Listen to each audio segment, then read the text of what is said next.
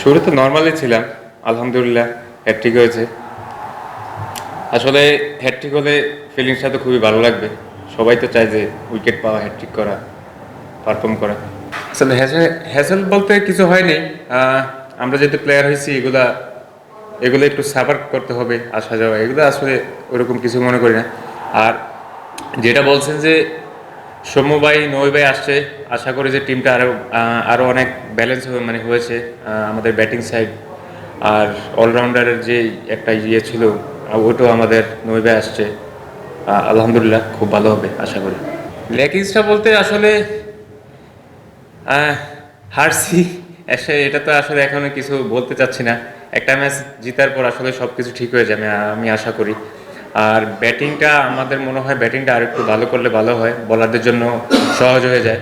তো আমাদের দিন শেষে কিন্তু ব্যাটসম্যানরা রান করতে হবে, রান করতে পারলে আশা করি যে বলারদের জন্য ইজি হবে। আমি যদি প্রফেশনাল হইতে বলি, আসলে যেহেতু আমরা ক্রিকেট প্লেয়ার, ব্যাট টাইম যাবে, ভালো টাইম আসবে, এটাই।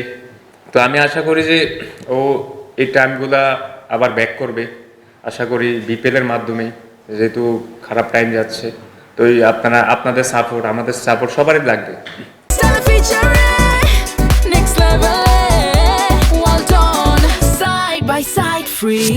আসলে মানিয়ে নিতে হবে, সব কিছুর সাথে অ্যাডজাস্ট করে নিতে হবে।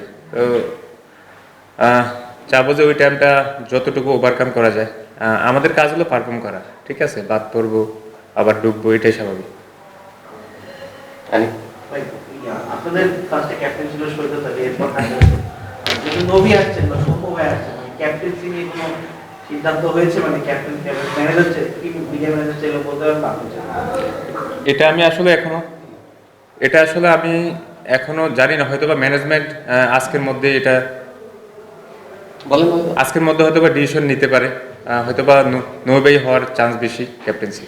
একটা টুর্নামেন্টের 4 ম্যাচের মধ্যে 3বার 4বার ক্যাপ্টেন্সি চেঞ্জ করা হয়, তখন এটার একটা এফেক্ট টিমের মধ্যে তো অবশ্যই পড়ে।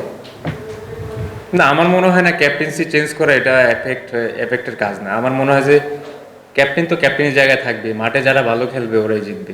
তো প্লেয়ারদের কাজ হলো খেলা। নোয়াখালীবাসীর মধ্যে কি বলা আছে আপনাদের? প্রথম 3 ম্যাচ তারা আসলে অনেক মানুষ শুধু নোয়াখালী থেকে আসছে, তারা হতাশ হয়ে গেছে, এখন আবার আসবে কি? আসলে নোয়াখালী ফ্যানদের উদ্দেশ্যে বলতে চাই, আপনারা আমাদেরকে সাপোর্ট করুন। যে একটা ম্যাচ জিতলে আমি মনে করি যে আমাদের নেক্সট যে খেলাটা আছে ওইটা আমরা উইন হলে আমার মনে হয় যে সবাই খুশি হবে ইনশাআল্লাহ। Okay, done. Thank you very much.